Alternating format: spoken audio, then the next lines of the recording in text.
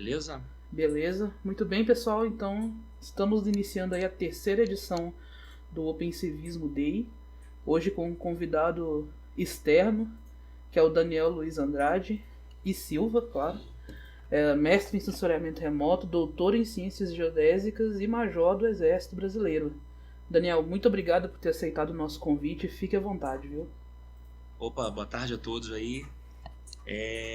Agradeço, né, desde já o convite de vocês aí para poder falar um pouco desse assunto, radares de abertura sintética, né, que foi o meu tema de mestrado lá no INPE, defendido ali em 2009.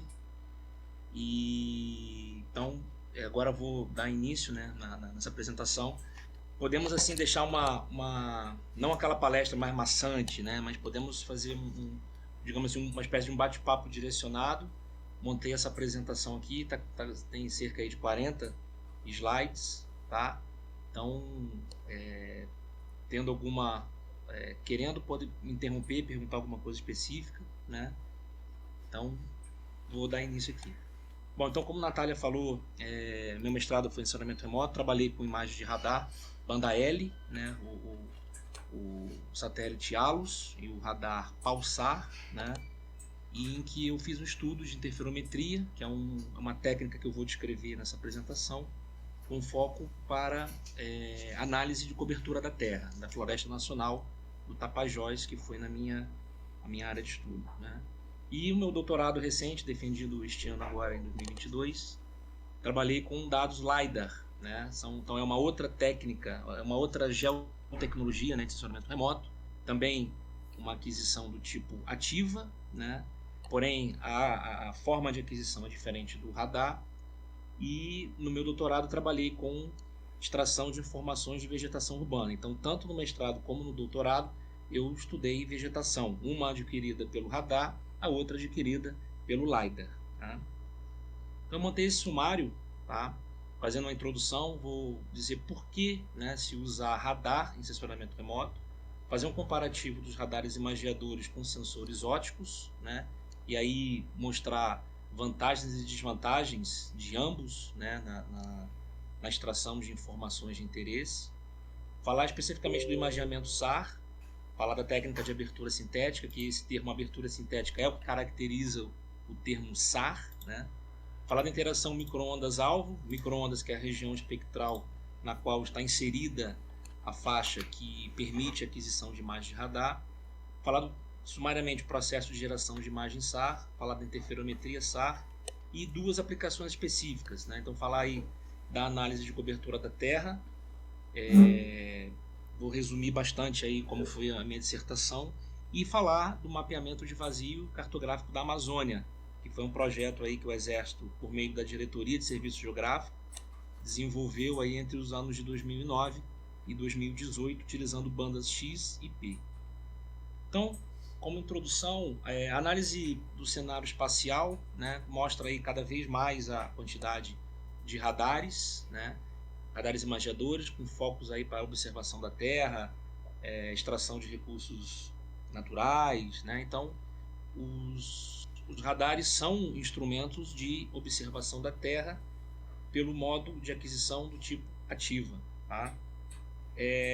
Os radares podem estar a bordo tanto dos orbitais, né, tanto em termos de satélite, como também em termos aerotransportados, que é no caso especificamente aí do projeto Radiografia da Amazônia, que eu vou detalhar na sequência da apresentação. Tá? Então eu coloquei aqui nesse slide 4 satélites diferentes e a bordo estão radares imagiadores. Né? Então no canto superior esquerdo é o TerraSAR, a banda X, à direita seria o RadarSat, em banda C, no canto inferior esquerdo seria o ALOS PALSAR, que é o radar de banda L japonês, e no canto inferior direito, o mais recente aí, que é o Sentinel, banda C.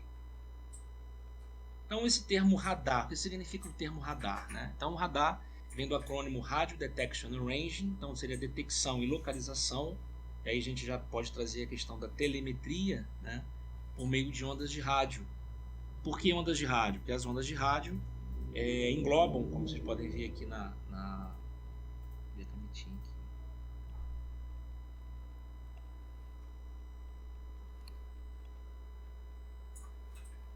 vocês podem ver a faixa espectral das ondas de rádio engloba a parte de radar e a parte de micro-ondas, tá? Então, assim, essa delimitação aqui nesse gráfico que eu mostrei para vocês, aqui chama-se espectro eletromagnético, né? Então, logo de cara, assim, na pós-graduação em sensoramento remoto, a gente aprende essa sequência aqui das faixas espectrais, né? Comprimento de onda e frequência são grandezas aí inversamente proporcionais. À medida que se aumenta o comprimento de onda, diminui-se a frequência e vice-versa, né? Esse relacionamento inverso aí tem a ver lá com a velocidade da luz, né? 3 vezes 10 a 8 metros por segundo, então considerado C igual a lambda F, né? Velocidade da luz constante, o produto, comprimento de onda e frequência são inversamente proporcionais, tá? Então essa figura aqui chama-se espectro eletromagnético. Então logo quando a gente começa aí a pós-graduação de sensoramento remoto, a gente aprende a relacionar essas faixas e entender por que alguns sensores funcionam, são mais indicados para determinado tipo de aplicação em detrimento de outro, né? Então aqui de cara nós já estamos vendo que o comprimento de onda da faixa de radar está inserido nas micro-ondas, ele é maior, por exemplo, do que do visível, né? E que no visível funcionam aí os sensores ópticos. Então se ele tem um comprimento de onda maior e uma menor frequência, alguma coisa isso vai me possibilitar, né? Mais para frente eu vou poder falar mais disso aí. Então, esse acrônimo, né, radar, vem dessa questão de uma possibilidade de fazer telemetria, de fazer uma detecção e localização, né? E a localização já envolve a questão de determinar a posição, né, daquele determinado alvo por meio de ondas de rádio, tá? Então, o sistema de radar... Passou demais.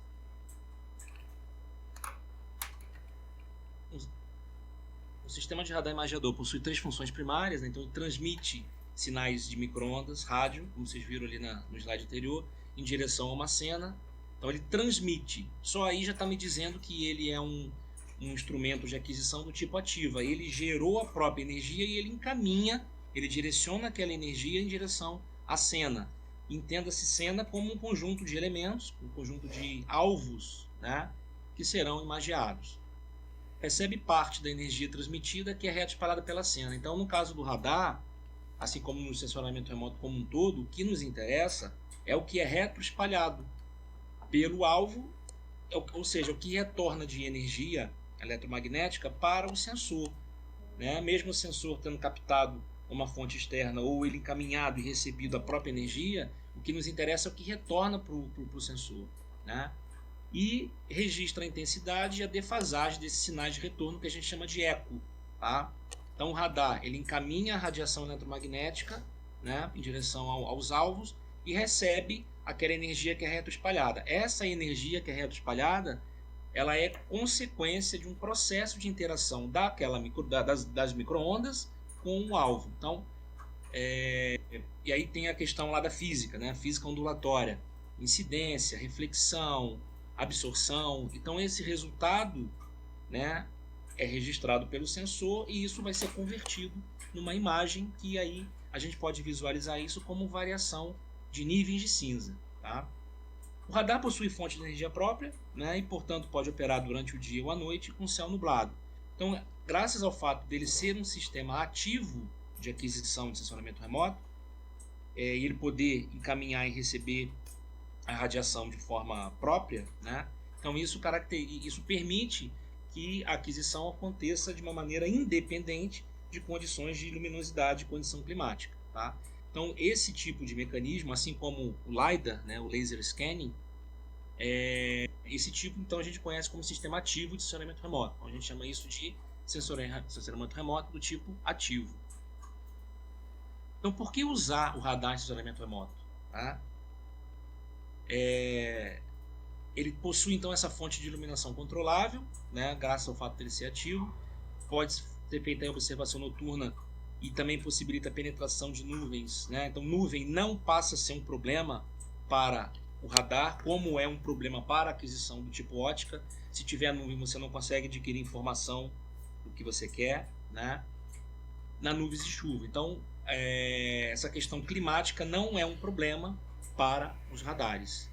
As imagens podem ter alta resolução, e essa possibilidade de ter alta resolução, isso se deve a essa técnica de abertura sintética, tá? Então a gente faz essa abertura sintética, a gente sintetiza uma antena muito longa a partir de uma antena menor, e graças a esse tamanho de antena que é sintetizado, a gente tem uma melhor resolução, né? Ou seja, o tamanho ali daquela abertura no terreno é menor.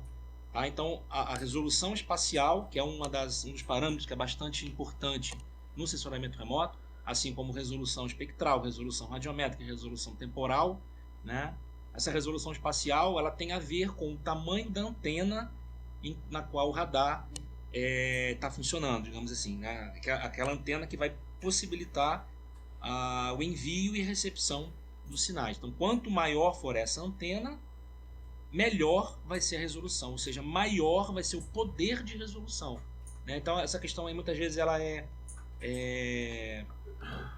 assim confundida, né? O que é resolução? A resolução, na verdade, ele tem a ver com o tamanho, ele tem a ver com a abertura, né? A abertura do sensor para poder enviar e receber aquele sinal de retorno. Então, quanto maior for essa abertura, maior, consequentemente, vai ser o tamanho do pixel lá da imagem que vai ser gerada. Então, na verdade, quando a gente quer falar em determinada imagem tem alta resolução, na verdade, não é que ela tenha alta resolução nominal, ela tem um alto poder de resolução, em que a gente trata o poder de resolução como o inverso do valor nominal da resolução. O Sibers, por exemplo, o Sibers ele tem, quando ele tinha a resolução lá de 20 metros, né, em comparado com o sensor TM, que tinha 30. Aí você pode dizer, quem tem a maior resolução, né? O TM, que tem a resolução espacial de 30 metros, o Sibers, que tinha resolução de 20 metros. 30 metros, obviamente, é maior que 20. Porém, o poder de resolução de uma imagem Sibers, ele é melhor do que de uma imagem Landsat do tipo TM. Tá? Então, muitas vezes, né, esse termo ele é usado, no jeito coloquial, a alta resolução. Quando, na verdade, a alta resolução é o tamanho. O pixel vai ser muito grande, o que não se quer isso aí. Tá? Então, nós, os remoteiros, né, vamos chamar assim, digamos assim, incomoda um pouco ouvir esse termo alta resolução quando se quer, na verdade, referir a alto poder de resolução. Tá? Diferentes feições são registradas e discriminadas quando comparadas com sensores ópticos. Então, aí, algumas propriedades específicas da aquisição radar possibilita a gente extrair informação que no caso do óptico não se tem. Tá? Então, aqui, gelo, ondas do mar, umidade de solo. Mais para frente eu vou falar do porquê que tem-se com o radar tem-se essa diferenciação graças aí a algumas propriedades específicas, tá?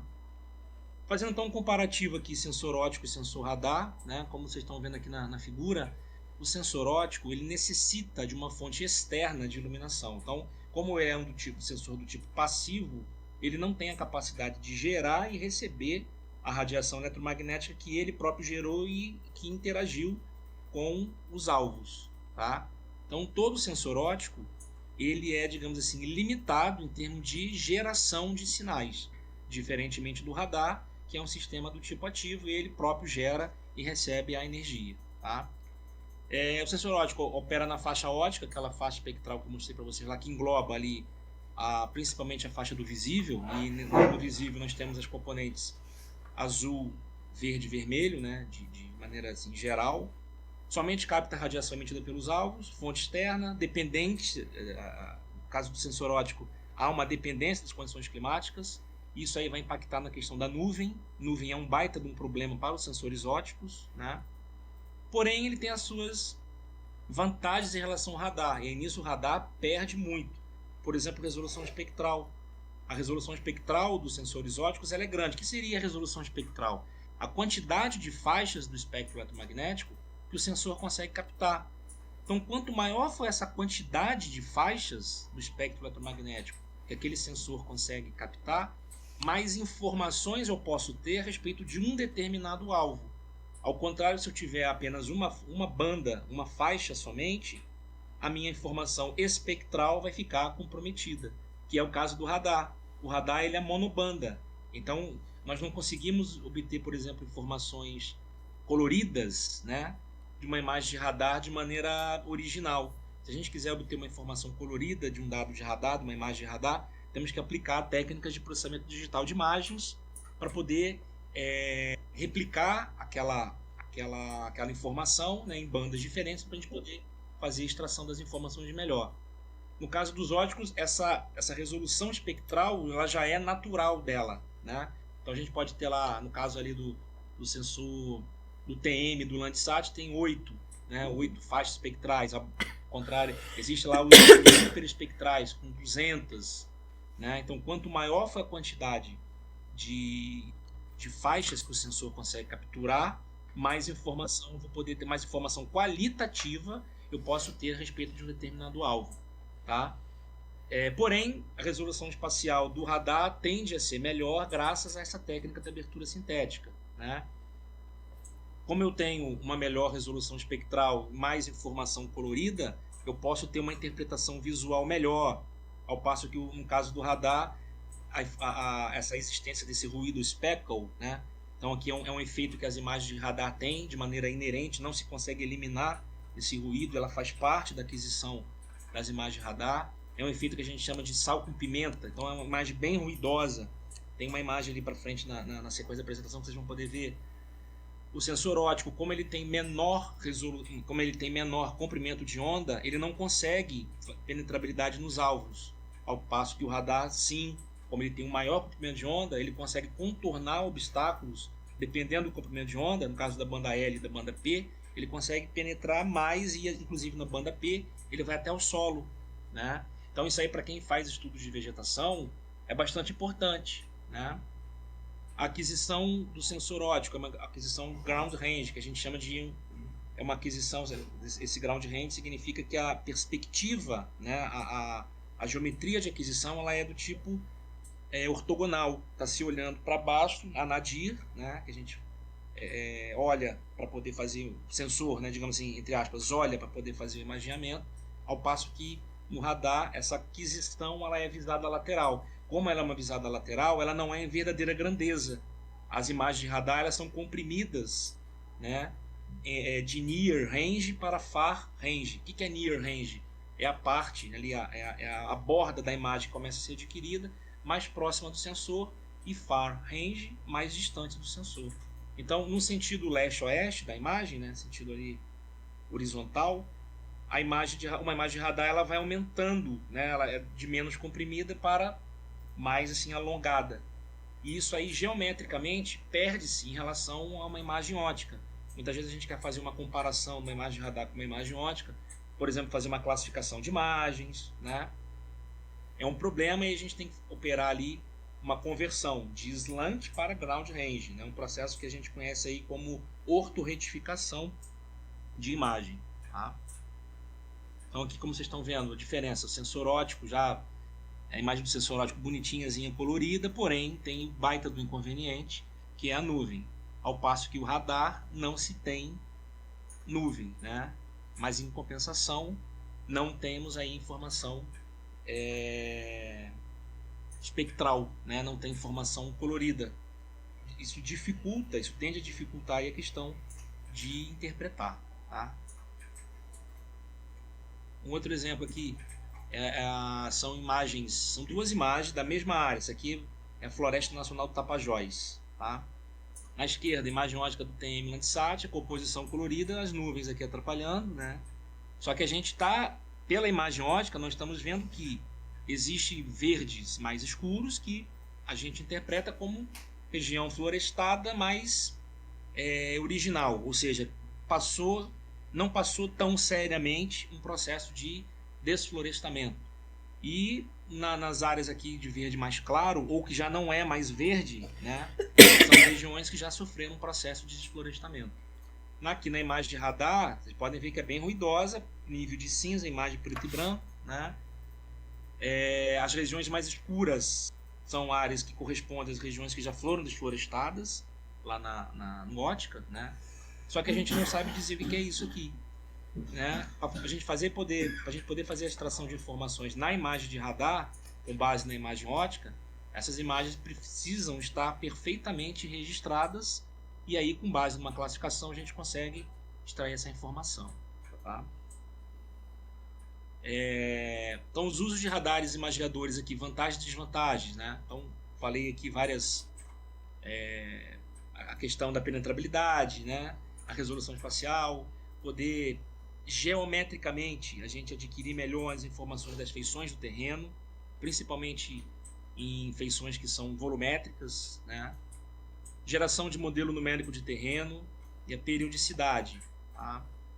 Propriedades geoelétricas. As propriedades geoelétricas dos alvos, elas são estudadas graças ali às imagens de radar permitem, né? Então, um alvo que está mais úmido ou menos úmido, ele responde mais ou menos, ele interage mais ou menos com a radiação eletromagnética incidente. Então, ele vai responder, o sensor vai captar mais ou menos informação por essa variação aí dielétrica, né? Então, a propriedade dielétrica ela é alterada de maneira direta pela questão da umidade, né?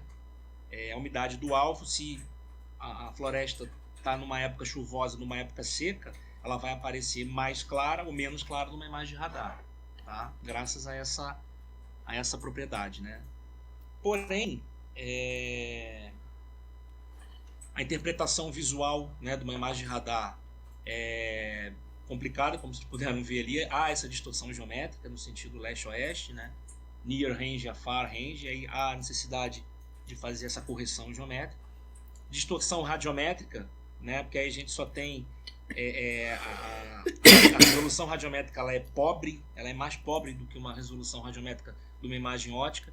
Entenda a resolução radiométrica, que é um dos outros parâmetros importantíssimos aí também no sensoramento remoto. Tem a ver com a quantização do sinal, né? Quanto que o sensor capta esse sinal de retorno e vai quantificar isso em número de bits, tá? Em nível de cinza, né? Então a fórmula que relaciona os bits com a quantidade de nível de cinza, 2 elevado a n. Então, onde n é o número de bits em que cada pixel vai ser armazenado no computador, tá?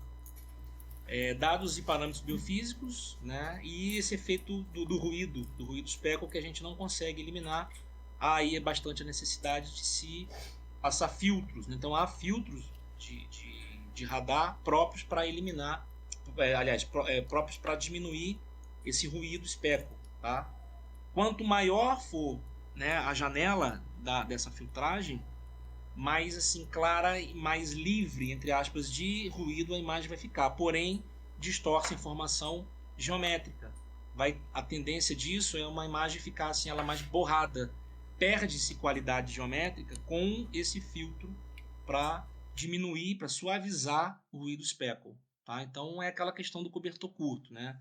Vai se ter uma imagem menos ruidosa, mas e a questão da resolução geométrica, que é sinônimo de resolução facial? Tá? Essa abertura sintética, que é o que dá o nome ao imaginamento SAR, né? Então, como eu falei para vocês lá no início, a antena é sintetizada, tá? Então, se quer uma melhor resolução, ou seja, um tamanho menorzinho, né? Uma abertura menor para que o sensor possa fazer esse imaginamento, né? A abertura angular aqui ela tem que ser a menor possível. Isso aí é obtido de maneira inversa com o tamanho da antena. Então, quanto maior for o tamanho da antena, menor é essa abertura e melhor vai ser esse poder de resolução. Tá? Então, essa sintetização, essa projeção de uma antena grande, né, ela tem que acontecer porque não teríamos uma abertura real muito grande, porque isso fica inviável de maneira operacional. Como é que nós vamos colocar aí uma antena gigante a bordo de uma aeronave? Não tem como, né, para garantir aí a questão do tamanho, né, do tamanho de antena. Então a gente projeta, a gente sintetiza isso por essa técnica da abertura sintética, em que é feita uma integração, né, do produto dessa distância, a velocidade pelo tempo, né, tá, para poder obter aí esse tamanho de antena sintetizado. Tá? Então essa figura aqui ela mostra em linhas gerais como é que seria isso. Então de T0 a TI, né, TI a T0, esse tamanho todo aqui seria então essa sintetização dessa abertura de antena. Então projeta-se uma antena gigante que aí eu consigo melhor resolução espacial. parâmetros que influenciam o reto espalhamento. Então, como eu falei para vocês, o que interessa é o que é reto espalhado para o sensor radar, né? Que é o termo técnico aí a gente chama de backscattering. Então, os parâmetros que modelam esse reto espalhamento são os parâmetros do sistema, em que o sistema ele é projetado, né? Então, o radar ele encaminha a radiação já numa determinada frequência, numa determinada polarização, num determinado ângulo de incidência e numa resolução já previamente calculada. Essa resolução aqui é resolução espacial, resolução radiométrica, né? Essa resposta também ela depende de como o alvo está se comportando. O alvo mais rugoso, o alvo mais especular, no caso, por exemplo, da água. A água ela possui um comportamento especular. Então, o que vai acontecer com a água? O radar encaminha a radiação eletromagnética em direção à água, ângulo de incidência igual ao ângulo de reflexão. A reflexão não é no mesmo sentido do sensor radar. Com isso, perde-se, porque foi embora, foi refletido, não foi reto espalhado. Ao ser refletido e não ser reto espalhado, nada vai chegar para o sensor. Ao não chegar nada para o sensor, aquele valor de nada de energia, aquilo vai ser convertido no nível de cinza do pixel, e o pixel vai aparecer escuro, valor de nível de cinza muito baixo, né? Então, geralmente, rios, né, água parada, massas d'água em imagem de radar, elas aparecem sempre escuras por causa do comportamento especular, né? Alvos que são mais horizontais ou mais verticais, eles interagem também. Se o alvo é vertical, ele recebe uma polarização do tipo vertical, ele vai interagir mais, então ele vai devolver mais energia, né? Alvos que são mais horizontais, por exemplo, áreas de solo exposto, né? A área de solo exposto vai interagir bastante com uma polarização do tipo horizontal. Então, em imagens que são encaminhadas e recebidas na polarização horizontal, ele vai receber bastante energia e aquilo vai gerar o pixel muito claro na imagem e vai poder a diferenciação, né, em relação à sua vizinhança vai poder facilitar essa extração de informações. A questão da frequência, né? Então, didaticamente, a gente trata aí a região das microondas e a região de radar, né? E a gente divide isso em 4 faixas, X, C, L, P, em que X, a banda X, ela tem um menor comprimento de onda, maior frequência, banda C, um comprimento de um pouco mais, a frequência menor, banda L mais, até que a banda P, entre as 4 faixas aqui, a banda P é a banda de maior comprimento de onda, né? E isso vai impactar, por exemplo, numa possibilidade maior de contornar obstáculos. Por isso que com a banda P, a radiação eletromagnética consegue, numa região florestada, ela consegue incidir no solo, tá? No solo abaixo, copa das árvores. Aqui eu coloquei, na direita, aqui eu coloquei os valores nominais desses comprimentos de onda, né? Tem aqui também as frequências, então sempre vale daquela fórmula C igual a lambda V. C igual a lambda F, tá? Grandezas inversamente proporcionais. Parâmetros do sistema frequência, falando da frequência ainda, comprimento de onda deve ser comparável. Então, para que tenha esse contornar obstáculos, né, o tamanho, a ordem de grandeza do alvo deve ser compatível deve ser da mesma ordem de grandeza do comprimento de onda. Então, aumentando, né, esse comprimento de onda, mais alvos podem ser contornados. Então, essa é a ideia da banda P, por isso que ela permite aí a aquisição, essa penetrabilidade na vegetação. Tá?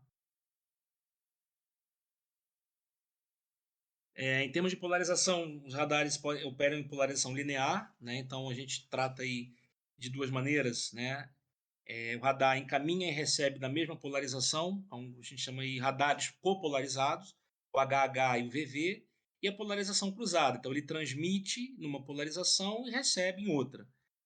Estruturas predominantemente verticais, né? Então elas possibilitam aí um maior retroespalhamento, esse símbolo aqui, essa letra aqui, no sensoramento remoto a gente trata isso como retroespalhamento, tá? Então o maior retroespalhamento, ele é mais forte na polarização VV para estruturas verticais, por exemplo, poste, né? Prédios, e estruturas predominantemente horizontais na polarização HH, por exemplo, regiões de solo exposto, né? Então imagens aí de áreas florestadas, a polarização HH ela tende a mostrar melhor, de uma maneira melhor, regiões de solo exposto. Tá? E no caso especificamente das florestas, e aí é bem importante isso, e isso possibilita e abre uma gama muito grande aí de estudos de radar para florestas, né? Essa questão da utilização da polarização do tipo HV. Isso a gente conhece como despolarização. Então, o radar encaminha a polarização num plano de vibração, no caso aí, ele encaminha o H, recebe no V. Encaminha o V, recebe o H. Tá? Há um princípio de reciprocidade aí, que a imagem HV ela é muito próxima de uma imagem VH, né, pela dinâmica de aquisição. Tá? Mas por que isso? Porque as florestas, devido à estrutura à estrutura tridimensional, volumétrica, né, a própria floresta possibilita, ela facilita essa despolarização. Então a própria floresta ela interage muito, ela facilita essa mudança, né, de polarização. Em imagens do tipo HV, a gente consegue ter uma informação bem bacana de florestas, graças a esse fenômeno. Tá? Então aqui em linhas gerais, como é que seria, né, o imageamento SAR, né? A bordo do sensor, então, tem esses elementos aí, coletor, detector, processador. Processador, o que o processador faz? Ele converte essa energia que retorna do alvo, né? Ele encaminha a radiação eletromagnética, incide, parte dela é absorvida, parte dela é refletida, e a parte que é retroespalhada retorna para o sensor, passa pelo coletor, detector. No processador, isso é convertido em número digital, né? Então, essa potência que retorna é convertida em número digital. Esse número digital ele é convertido graças à resolução radiométrica, já previamente definida para o sensor. Né? Esse número digital ele é convertido em nível de cinza, então nós temos aí o valor do nível de cinza de cada pixel. Tá? E a gente consegue também obter essas curvas espectrais. O que seriam curvas espectrais? Como é que o alvo ele responde quando nele incide aquela determinada faixa espectral, tá? Então, uma floresta, né, ela responde de maneira muito maior com a polarização HV do que com VV, do que com HH. Um prédio vai responder muito mais na polarização VV do que na HH e do que na HV. Tá? Então, para o mesmo alvo, a gente tem curvas espectrais diferentes graças à onda eletromagnética incidente também, que pode ter variado em relação tanto à frequência como em relação também à polarização. Tá? Então, em linhas gerais, o que a gente enxerga numa imagem de radar, uma imagem de sensoramento remoto como um todo, né? Esse resultado aí, ele é consequência de toda essa interação, né, onda eletromagnética com o alvo e como é que esse processador, graças aos parâmetros do sistema, né, como é que isso vai converter em número digital em nível de cinza. E falando agora especificamente de interferometria SAR, né, que é uma técnica bem utilizada. Em linhas gerais, a intenção de se utilizar a interferometria é para a gente obter a informação altimétrica, tá? De um par de imagens. Imagens ela tem informação 2D, originalmente não é informação 3D. Né? No caso do LiDAR, o laser scanning, a gente consegue obter uma informação já tridimensional devidamente já referenciada. Né? Cada ponto que foi adquirido ali pelo LiDAR, pelo laser scanning, a gente tem lá um XYZ, né? Um NEH, uma coordenada geográfica ali associada a uma altura, etc. No caso da imagem radar, é uma imagem, ela é bidimensional, só que muitas vezes nós queremos informação tridimensional de altura, né? Lança-se mão, então, dessa técnica, interferometria SAR, tá? Eu coloquei aqui essa figura para mostrar em linhas gerais como é que funciona. Então, toda interferometria SAR, eu preciso ter pelo menos um par interferométrico. Então, eu tenho que ter obrigatoriamente duas imagens, no mínimo, que falem exatamente da mesma área, né, do mesmo espaço geográfico, para eu poder fazer ali uma comparação pixel a pixel e poder extrair uma informação, uma terceira informação. Tá? Então, eu coloquei aqui dois satélites, né, fazendo aquisição da mesma área, só que vocês podem ver que nesse caso aqui a geometria é diferente. Há um deslocamento, há uma linha que a gente chama de linha base. Né? Os satélites eles não estão na mesma posição, logo a trajetória deles não é a mesma em termos de posição. Então foram adquiridas essas duas imagens aqui, né? Essas duas imagens elas vão me gerar um produto derivado chamado interferograma. Eu vou detalhar um pouco na sequência. E esse interferograma vai me possibilitar o chamado MDE, modelo digital de elevação. Então, com isso, eu consigo acessar uma informação de elevação vinda aí de um par de imagens. Tá? Então, interferometria seria a medida de interferência na interação entre sinais de SAR, sinais SAR coerentes. E coerentes significa que eles foram encaminhados em fase, então não há uma diferença de fase original. A diferença de fase, que é o que se quer na interferometria, né? Ela é medida graças a essa diferença de caminhos percorridos. Tá? Esse par de imagens ele pode ser adquirido por duas antenas a bordo da mesma plataforma ou numa antena em passagem repetida. Nesse caso aqui, são duas diferentes. Tá? Né? Não é o mesmo o mesmo satélite não passou numa data, depois ele passou numa data num delta T. Não, então a aquisição ela é simultânea. Tá? Então, nesse caso aqui, ela é passagem única a bordo, né? Existe uma passagem só, então há duas antenas aqui que estão fazendo a aquisição do mesmo espaço. Diferentemente de uma passagem dupla. Né? Em caso de um satélite em sua trajetória, ele adquire aquela imagem e, graças à resolução temporal dele, tantos dias depois ou tantas horas depois, ele está adquirindo a imagem daquela mesma região. Né? Então, no caso, seria dupla passagem. Tá? Mas sendo de maneira interferometria simples ou interferometria dupla, a gente quer sempre a questão da diferença de fase. E essa diferença de fase tem a ver com a diferença dos caminhos percorridos pelos dois sinais de onda. Tá? Essa diferença de fase aqui, ΔΦ, é proporcional a essa diferença de caminho. Então, essa diferença de fase tem a ver com esses parâmetros todos aqui, linha base, topografia, efeitos, ruído e correlação temporal. Tá? Então, não vou entrar muito em detalhe aqui, vou só dizer que com a interferometria busca-se essa diferença de fase, tá? E essa diferença de fase ela é devida a esses possíveis fatores. Tá? Se não existir diferença de fase, eu não consigo fazer interferometria, não consigo obter informação derivada. Tá? A informação derivada aqui, por esses interferogramas e pelas imagens de coerência, advém, né, desse processo interferométrico, em que aí a gente trata as imagens de radar como uma imagem complexa, tá? Complexa no sentido lá da matemática. Ela é complexa porque ela é chatona mesmo de processar, ela é mais difícil de processar do que uma imagem ótica, né? E é complexa na matemática, então a gente consegue expressar o pixel aqui como um produto, né, um exponencial, sempre na parte complexa da matemática, o número imaginário, etc. Tá? É feito aqui um processamento em que a gente faz o produto de um pixel pelo conjugado do seu homólogo, e aí, pela propriedade, a gente consegue ter essa diferença de fase, e essa diferença de fase seria o argumento do pixel. Né? E aí o argumento me traz esse interferograma, que é essa figura aqui, cheia de franja. Essas franjas aqui acontecem porque a diferença de fase sempre vai estar no intervalo de 0 a 2π, né? Então, eu preciso, para eu poder converter isso no valor de altura, no valor de altura topográfica, digamos assim, eu preciso descomprimir esse 0 a 2π. Tá? Eu preciso desdobrar isso num valor que seja mais verdadeiro e não limitado a 0 a 2π.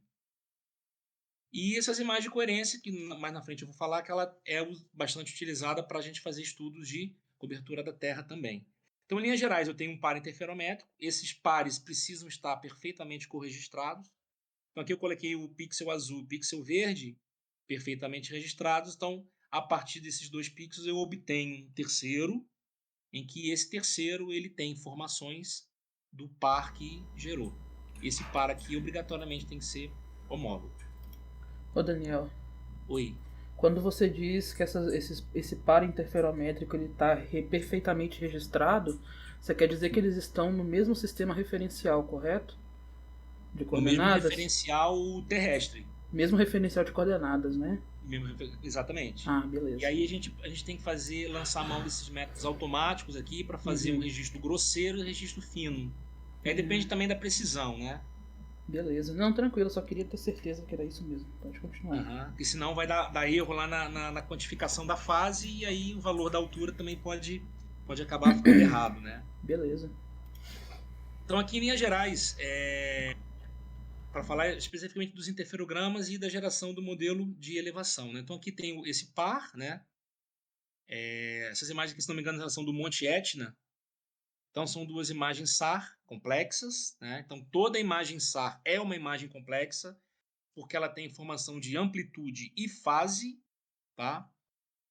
Feito esse processo interferométrico, eu consigo obter essa figura intermediária aqui chamada interferograma. Todo interferograma obrigatoriamente é frangeado, tá? Então ele é cíclico, vai de 0 a 2π. Então, para eu converter do 0 a 2π para esse modelo digital de elevação, em que eu quero informação tridimensional, né? Preciso fazer toda essa sequência aqui: remoção de fase plana, desdobramento de fase, calibração de fase, obtenção da fase absoluta. Essa fase absoluta já não é mais a fase modulada e limitada de 0 a 2π. Porque, supondo que para determinado pixel a diferença de fase seja 5π, mas ele não vai ser registrado lá no interferograma como 5π. Ele vai ser registrado como π. Só que ele, na verdade, ele é 5π. A representação dele foi ali limitada em π, porque é o único valor que tem a ver com, né, o intervalo 0 a 2π. Na hora de se fazer a obtenção da fase absoluta, ele vai voltar a ser 5π, e esse 5π pode ser convertido no valor da altura topográfica verdadeira. Então, graças a essa sequência de procedimentos aqui, dentro ainda da questão do processamento interferométrico, a gente consegue extrair informação Z, que a gente chama aí de altura, né? A informação de altimetria, graças a essa sequência aqui de procedimentos interferométricos. Tá? Então, essa é a importância desse produto interferométrico chamado interferograma para a obtenção para a geração aí de um modelo digital de elevação. E o outro produto interferométrico muito importante é a imagem de coerência. Então, o que é a imagem de coerência? Aqui eu ilustrei aqui um caso específico. No caso da minha dissertação, eu trabalhei com a imagem do Alus Pulsar, banda L, e ele tinha a resolução temporal dele de 46 dias. O que significa isso? A órbita, né, o satélite, a órbita dele passa, digamos assim, por determinado espaço espaço geográfico, ali, latitude e longitude. 46 dias depois, ele passa exatamente, né, sobre o mesmo local. Só que aí, claro, já tem a questão do movimento da Terra, de translação, questão de horário, tem a questão também da rotação e tal. Então, o que acaba acontecendo com isso? No fundo mesmo, não é exatamente o mesmo lat-long, não é a mesma latitude e longitude. Essa diferença lá na aquisição, né, essa diferença a gente tem a chamada linha base temporal. Por mais que a órbita, né, o satélite tenha sido projetado para passar exatamente na mesma órbita, só que já a Terra já mudou nesses 46 dias aqui, tá? Então, quanto maior for essa resolução temporal, maior vai ser a diferença entre o próprio par. E como é que essa diferença entre o próprio par é medida? Em termos de imagem de coerência. E essa coerência, ela retrata o valor no módulo de correlação, né? Então, é um valor aí que o módulo dele vai de 0 a 1. Se não houver correlação, então o pixel está bem descorrelacionado, ou seja, perdeu muita informação. Do T a T mais 46, ele perdeu muito. Então, a coerência vai ser baixa. Se a coerência for muito alta, ou seja, aquele alvo manteve-se, né? Então, não houve mudança. Essa informação aqui de coerência, ela é muito boa para a gente fazer análise aí análise de detecção de mudança, né? Quanto maior for a mudança entre T e T mais 46, mais baixa vai ser a coerência, e quanto menor for a coerência, maior a mudança. Quanto maior for a coerência, menos mudou, mais se manteve, mais é correlacionado. Então, coerência interferométrica, ela está diretamente associada com correlação espacial, tá? Que vem dessa fórmula aqui, esperança matemática do produto sobre a raiz quadrada da... Então, matematicamente é assim que a gente expressa essa fórmula da coerência interferométrica, tá? Em Ô, que... Daniel, Oi, essa correlação é calculada depois ou antes da autorretificação? depois. Depois? Depois, é. Porque você tem que garantir que os pixels falem exatamente do mesmo espaço. Então, você faz a correção geométrica para as imagens estarem já na perspectiva ortogonal, tá? Aí depois você faz o produto interferométrico. Porque senão você pode estar tratando, assim, em T e T mais 46, o encurtamento é maior, tá? E aí, assim, o importante também nesse produto interferométrico aqui é que a gente consiga fazer uma comparação com um dado ótico. Então, como o dado ótico já é perspectiva ortogonal, você obrigatoriamente tem que fazer essa autorretificação. Entendi. Então você está Tá? tentando verificar a potência que está chegando para o satélite ainda é a mesma, né? Uhum. Beleza. Tá? Então, essa coerência interferométrica, baixa, boa, excelente. Né? Então, quanto maior for aqui o valor de coerência, melhor vai ser a coerência e menos chance tem dele ser floresta. Então, regiões urbanas, por exemplo, eles têm coerência alta. Né? Não houve mudança.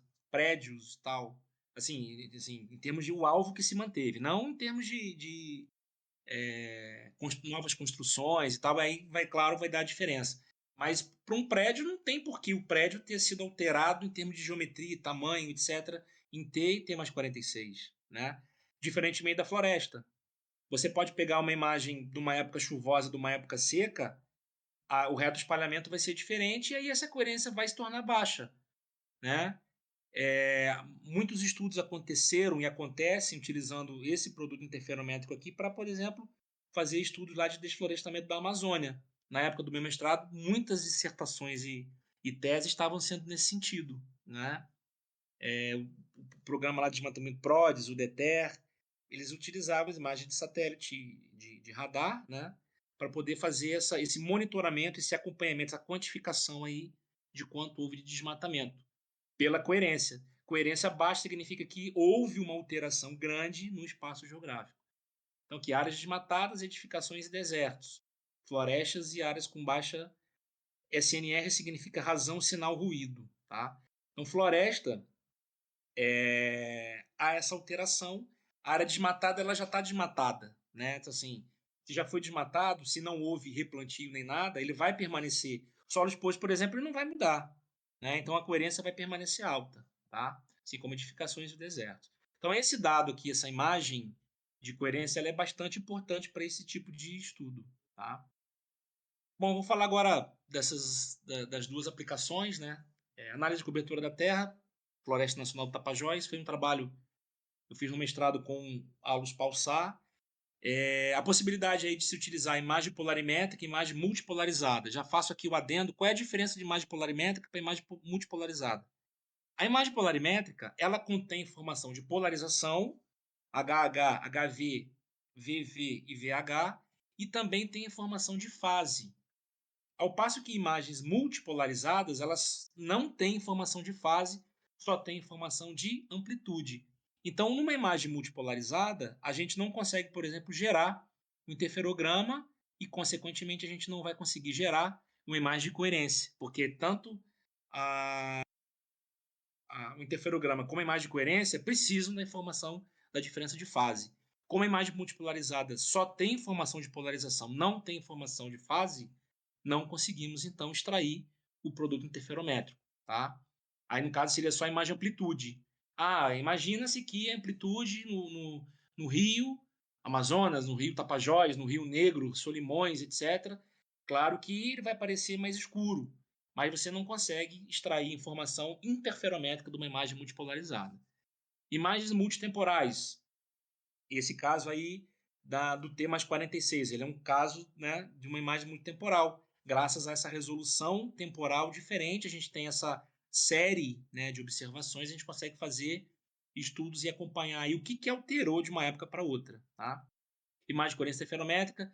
Outra coisa importantíssima de falar, não se consegue fazer um trabalho 100% exato e preciso e assim, isento de erros se não houver a utilização de imagens óticas. A imagem ótica, ela é complicada por causa da nuvem, né? Principalmente por causa da nuvem, não tem informação de polarimetria, a informação dela é só na copa das árvores. Só que aí, graças à informação espectral, a gente consegue tirar algumas dúvidas a respeito dos alvos e fazer classificação, etc. Então, as imagens óticas, elas sempre serão utilizadas em estudos de radar como imagens auxiliares, tá? Classificação de imagem, a gente lança a mão de método supervisionado, não supervisionado. Se a gente utiliza aí os algoritmos lá clássicos, né, Maxver, SVM, método paralelepípedo, então são métodos já que já estão implementados, principalmente no Envy, né? Então aí a Natália sabe aí o quanto eu era fanzaço do Envy, é um software para processamento de imagem. Então, no mestrado trabalhei muito com Envy. E no Envy eram vários algoritmos de classificação supervisionada que estavam implementados, né? Assim como também os não supervisionados. E aí, supervisionado, havia necessidade de se definir amostras de treinamento e depois amostras de validação para a gente poder fazer a variação das classificações e determinar o grau de acurácia dessa classificação. Então, índice CAP, exatidão global, valor P, né? Para poder dizer aí qual foi a acurácia da classificação. Aqui, no caso aqui da Floresta Nacional do Tapajós, então vocês podem ver, para poder definir a amostra de treinamento para classificação, eu utilizei essa imagem aqui do Landsat, tá? Então, vocês, de cara, quem trabalha com imagem, sabe que o que não é verde, né? Que aqui já está na cor magenta, isso aqui já não é mais floresta. O que é verde mais escuro, isso ainda é uma floresta, provavelmente uma floresta primária, né, que ainda não passou por um processo de desflorestamento. Regiões mais verdes já passaram por um processo de desflorestamento. Então, aqui no caso, eu trabalhei com 5 classes, né, para poder fazer essa classificação. Floresta primária, floresta regeneração, que já passou por um processo de desflorestamento. Solo exposto, muitos consideram o solo exposto como um terreno para preparo ainda para a agricultura, né, e na região lá do Tapajós, o plantio da soja bastante, né, acontece bastante. Agricultura e pastagem. Então, eu trabalhei com essas 5 classes aqui para poder fazer as classificações. Então, essa aqui foram os pares de imagem que eu trabalhei, né? Imagem HH, trabalhei com HH, HV e VV para o modo FBD, que é Finding Beam Dual. É uma imagem, esse FBD aqui, ele tem melhor resolução, e o modo PLR, que é o modo polarimétrico, além da informação de polarização, ele também tinha informação de fase. Porém, a resolução espacial da FBD é melhor do que da PLR, tá? Então, o que está em coloridinho aqui são as amostras de treinamento. Como é que eu defini a amostra de treinamento? Graças a essa imagem ótica. Sem imagem ótica, não conseguiria nunca definir as amostras de treinamento com rigor, né? Ia ficar na base do chutômetro e depois, e aí? Estou chutando e estou avaliando com base em outro chute, como é que eu vou dizer o que é de verdade e o que não é, né? Então, todo o processo de classificação, há necessidade de se fazer de se utilizar a amostra de treinamento e a amostra de teste, no caso da classificação supervisionada, né? Então, aqui está a quantidade de pixels, né? Procurei fazer aí na 2/3 e 1/3. Nunca, jamais utilizar as amostras de treino para avaliar a classificação. Não, senão você vai dar 100%, né?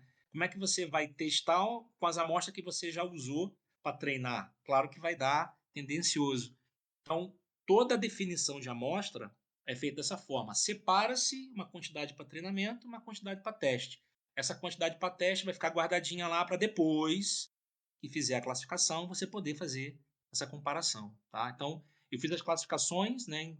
Ao todo foram 210 classificações. Claro, eu não coloquei tudo aqui porque é muita coisa. Aqui eu só mostrei, né? Coloquei aqui para vocês verem como uma imagem de radar é ruidosa, é muito pior de se interpretar, fica com base no chutômetro. A gente vê, muito claro aqui. Se está muito claro numa imagem de radar, com certeza absoluta não é floresta, tá? E como essa região aqui horizontal, isso aqui é a chamada Vila de São Jorge, né, que é uma região ao sul do município de Santarém, na BR 163, né, lá na Floresta Nacional do Tapajós. É uma região que já sofre aí bastante tempo com essa questão do desflorestamento, tá? Então eu defini essas 5 amostras aqui essas 5 classes, né, para poder ajudar no processo aí de classificação. Aqui nessa primeira situação, eu fiz a classificação com apenas uma banda. Então vocês podem ver aqui os valores, ó, de índice kappa 0,6, 0,59, 0,58. Quando o caso aqui eu usei apenas uma banda, eu classifiquei apenas uma banda. Já aumentou quando eu utilizei 2 bandas, né? E aqui usei classificador MaxVer sozinho, MaxVer mais ICM, que é um algoritmo contextual. O MaxVer ele funciona, ele pega um determinado pixel, né, e estima a verossimilhança daquele pixel pertencer àquela determinada classe e vai atribuir aquele pixel à classe que tiver maior verossimilhança, né? Então, o MaxVer sozinho ele é pontual. O MaxVer mais ICM ele passa a ser contextual. Ou seja, o vizinho vai definir o vizinho vai influenciar na classificação daquele pixel. Então, quando a gente utiliza a informação de contexto, a gente tende aí a aumentar a exatidão da classificação, né? Porque o vizinho ele vai contribuir, né, com a classificação dele. Vocês podem ver aqui que ao acrescentar o algoritmo ICM com mais uma banda, eu já aumentei aqui o meu índice kappa. E mais ainda, quando eu acrescentei outras bandas aqui, ele aumentou, né? Essa questão, como que é boa ou que não é, né? A classificação, existe um critério, tá? Existem 3, 4 critérios lá de categorização das classificações. Então, dependendo do valor do índice kappa, você pode dizer que uma classificação é ótima, é excelente, é boa, é regular, é muito ruim, tá? Então, existem 4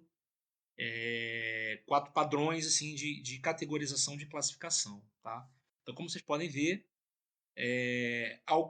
ao acrescentar, ao inserir mais bandas aqui para classificação, eu aumentei a minha exatidão, tá? E uma outra aplicação que eu trabalhei diretamente lá em Brasília, quando eu servia lá no atual segundo Centro de Geoinformação, que na época era chamado de Centro de Imagens e Informações Geográficas do Exército, né? Foi o projeto Radiografia da Amazônia. O que foi esse projeto Radiografia da Amazônia? Fazer o mapeamento do vazio cartográfico brasileiro, né, o vazio cartográfico amazônico, utilizando dados de radar. Então, foi um projeto concebido ainda no ano de 2007, em que havia, né, essa necessidade, olhou-se para a Amazônia como uma região muito sensível, cartograficamente falando, enquanto diretoria de serviço geográfico, essa é a nossa missão institucional, né, prover o Exército e os órgãos públicos de geoinformação. E aí, na busca de soluções, levantou-se a ideia de utilizar a imagem de radar, graças a todas essas vantagens que eu falei para claro, as desvantagens, mas principalmente pelo cenário amazônico, equatorial, úmido, nuvem, vegetação fechada, né? Então, as justificativas, o aprofundamento do conhecimento sobre a Amazônia brasileira, que passava por esse vazio cartográfico, suporte a projetos futuros de infraestrutura serem implantados lá, e aqui a questão da ineficácia dos sensores ópticos devido à constante cobertura de nuvem. Além disso, a questão da polarização, né? Você poder ter, com diferentes polarizações, você obter informações a respeito das florestas, e também a possibilidade de, com a banda P, né, do radar, a gente conseguir fazer a representação do relevo. Então, a gente conseguir fazer extração de curvas de nível do solo amazônico e não mais da copa das árvores, que é o que era possível com dados óticos. Tá? Então, graças a essas vantagens do radar, esse projeto foi concebido em 2007, em 2008 foi feito os primeiros acertos metodológicos, e aí em 2009 os primeiros aerolevantamentos. Tá? Essa figura aqui, o que está em verde, né? Verde mais escuro, verde mais claro, era toda a cartografia da Amazônia a cargo da Diretoria de Serviço Geográfico do Exército. O que está em rosa, vermelho e rosa aqui, é a cartografia que era a cargo do IBGE, E o que está em branco é o vazio cartográfico. Tá? Esse vazio cartográfico aí é estimado em aproximadamente 1.800.000 km², né? Fazendo um total aí de aproximadamente 616 folhas na escala 1 para 100.000. Inicialmente, pensou-se na escala 1 para 100.000 para toda a Amazônia e nas regiões de fronteira, como se queria um detalhamento maior, faria-se uma generalização, né, uma generalização do tipo ampliação, para poder obter na escala 1 para 50.000. Porém, 2 anos depois houve uma mudança que aí toda a Amazônia já está mapeada em 1 para 50.000. Então, que é uma escala maior. Né? Se é uma escala maior, a gente tem maiores detalhes. Tá? O que está em ciano, né, aqui esses quadrinhos aqui, cada quadrinho desse significa 1 grau por 1 grau. Tá? 1 grau de latitude por 1 grau de longitude. Então, aí, as folhas... E aí existem 4 folhas 1 para 100.000, né? Desse enquadramento geográfico aqui de 1 grau de latitude por 1 grau de longitude. Houve uma contratação, né, de uma empresa, atualmente a empresa chama-se Visiona, e lá na época de 2009 a empresa chamava-se Orbisat, depois virou Bradar, e de 2015 para cá a empresa então agora está tendo denominação de Visiona, uma empresa que tem a tecnologia no Brasil de imageamento por banda P, né? E aí a contratação disso foi por inexigibilidade de licitação, haja vista a empresa ser a única no Brasil com essa tecnologia. Tá?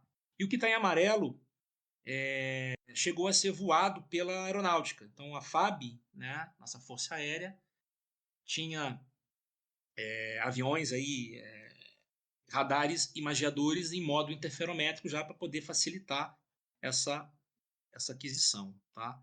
Então, banda X e banda P. A ideia da banda X, como ela tem um menor comprimento de onda, cerca aí de 3 centímetros, ele não tem força e penetrabilidade suficiente como tem a banda P. Então, na banda X, o imageamento foi só copa das árvores. Banda P, o comprimento de onda é cerca de 75 centímetros, ele vai até o solo, tá? Que é o grande diferencial aí do projeto Radiografia da Amazônia, é o da banda P, né? Poder ter aí a informação relativa aí ao solo amazônico, tá? Então, banda X, interação com a copa, banda P, interação com o solo. Porém, a banda P, ela é mais assim complicada de processar, né? Muito ruidosa, precisa ter uma energia muito grande, uma potência de sinal, e essa aquisição, né, desse aerolevantamento, ele era feito online. Então, assim, as equipes de campo faziam os aerolevantamentos e já havia aquele controle de qualidade para verificar se as imagens adquiridas já estavam boas ou não para poder fazer o processamento e toda a extração de informações cartográficas. Tá? Aí você deve estar pensando, bom, se no projeto radiografia eu tenho copa de árvore e tenho solo, isso aí na mão de engenheiro florestal, engenheiro ambiental, isso aí é ouro, graças a esse DH. O que é o DH? Altura de vegetação. Por que isso é muito valioso? Isso aí é um dos parâmetros da estimativa, por exemplo, de biomassa.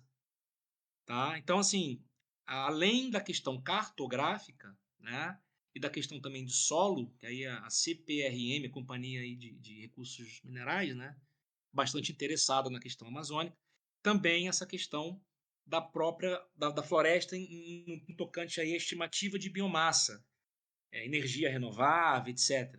Tá? Então, muitos interessados, né, nesses produtos, pessoal, grande parte aí de engenharia ambiental e engenharia florestal, para fazer essa estimativa da biomassa pela advinda aí da altura de vegetação. Tá? MDS é um modelo digital de elevação referente à copa das árvores, então modelo digital de superfície.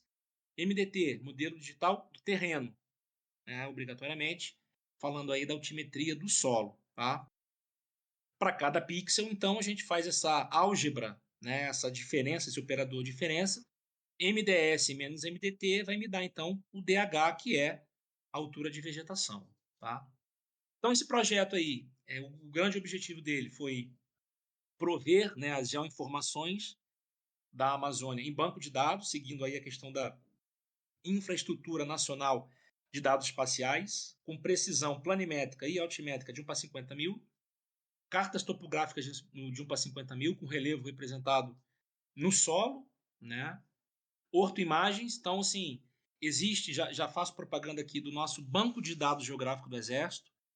Ele é de acesso, digamos assim, controlado pela Diretoria de Serviço Geográfico. Existem 4 níveis de acesso, né? Todo mundo, qualquer interessado, pode solicitar o cadastramento no BDGEX para poder fazer o download desses produtos, né? Tanto carta topográfica como ortoimagem, arquivo validado, arquivo editado.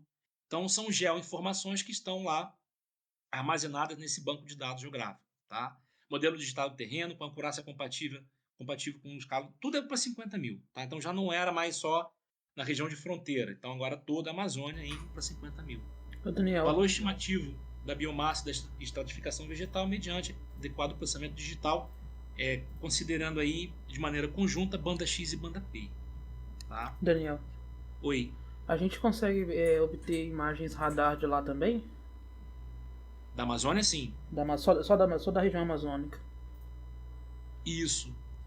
Da Amazônia, se não me engano, houve também, antes desse projeto Amazônia, teve um chamado projeto Gobato. Goiás, Bahia e Tocantins. Como eu não trabalhei, eu não sei muito detalhe desse Gobato. Mas acredito ter alguma coisa do Gobato em radar. Existe algum tipo de serviço, por exemplo, né? Existe alguma instituição, algum tipo de serviço que você conheça? Por exemplo, né, a gente tem o INPE que disponibiliza aí as imagens Cibers, Landsat. Existe algo semelhante com imagens de radar que você conheça? O IBGE, por muito tempo, ele disponibilizou imagem do ALUS. Uhum. Inclusive, na época que eu estava terminando o mestrado, um dos pesquisadores lá que foi IBANCA, ele me aconselhou mandar a dissertação para o IBGE, já que o IBGE estava disponibilizando mais do ALUS, né? Tem também aí o Sentinel, que é pela ESA, Agência Europeia Espacial, né? Mas aqui no Brasil, assim, que eu sei, o IBGE andou disponibilizando o ALUS Pulsar banda L. Beleza. Tá? Assim, como eu já tenho tempo que eu não estou acompanhando mais, né, essa questão do radar aí, a utilização e tal, mas por bom tempo aí o IBGE ficou encarregado do ALUS e agora a ESA com o Sentinel. Beleza. Tá? Então, especificamente aqui, esse enquadramento aqui, né, 15 por 15 minutos por 15 minutos, né, de uma região lá chamada Barcelos, município lá do estado do Amazonas.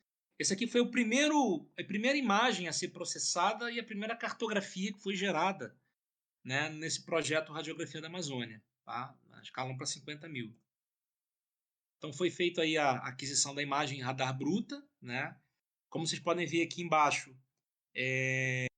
HH na esquerda, HV e VV. Tá? Percebam que o HV ele está um pouco mais claro, tá? Porque a floresta interage melhor com essa a emissão H e recepção V. Tá? Porém, outras feições aqui no canto inferior esquerdo, né? E aqui já faço um adendo também da importância de um processo que a gente conhece como reambulação. O que é reambulação? Ir a campo para coletar informação que a gente não tem com clareza quando você olha uma imagem e não conhece a região. Um exemplo, a gente estava lá em Brasília, nós fizemos o processamento nessas imagens aqui e que a gente tinha que classificar. Como é que a gente vai classificar isso aqui? Nas regiões aqui no canto inferior esquerdo, quem trabalha com imagem olhou para isso aqui e falou assim, bom, isso aqui floresta não é, como está escuro, né, em uma região um pouco mais clara, de repente isso aqui é uma região desflorestada. Aí fizemos uma classificação admitindo que isso aqui era uma região desflorestada. Aí fizemos uma composição colorida, RGB, transformação em HS para RGB e tal. Imprimimos isso numa gloss paper, né, no tamanho A0, levamos para o general, que era o diretor de serviço geográfico na época. O general falou assim, vocês classificaram isso errado. Eu estive lá e isso aqui é uma área de inunda. Então, assim, a gente, né, trabalhando com uma imagem, normalmente a gente interpretou para fazer a classificação, definir pixel, amostras e tal, sem conhecer terreno, é complicado, fica com mais da suposição.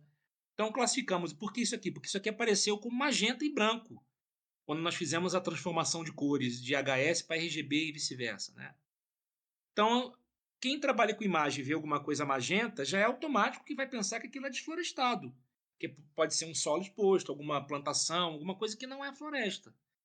Quando, na verdade, isso aqui é uma área de inunda dentro da floresta, né? E aí, depois que ele deu essa orientada na gente, nós fizemos essa alteração na classificação, pronto. Então, o que eu quero falar com isso? A importância de ir a campo para poder fazer essa reambulação e, com base na reambulação, você ter aí uma acurácia muito maior da classificação, tá? Então, aqui do lado aqui, imagem radar processada, imagem radar falsa cor, para a gente poder auxiliar na extração de informações, né? Imagem ótica com máscara de rio, para poder extrair as camadas de informação e depois poder usar, inserir ali no QGIS, por exemplo, né? E no final, a carta editada, já com enquadramento geográfico, já com a simbolização correta, né? O rio já na cor azul certinha. Então, é o trabalho cartográfico, tá? Esses dados aqui no Congresso Brasileiro de Cartografia 2010, foi em Aracaju, eu fui lá, eu fui apresentar uma parte desse projeto aí, acabei levando, né? Cada produto desse aqui foi uma gloss paper. Então imagina eu indo de Brasília para Aracaju, levando 6 canudos com gloss paper. Cheguei lá, distribuí tudo. Alunos da UFBA, né, da Engenharia Cartográfica, ó, toma para vocês aí, fica de recordação e tal. Isso aqui então, ficou assim como lembrança do primeiro produto cartográfico gerado da Amazônia com banda X e banda P, tá? Então vocês podem ver aí como que um produto, né, nível de cinza, preto e branco, ruidoso, em que já dá para ver aqui que já foi feita a filtragem, né, MDS, MDT,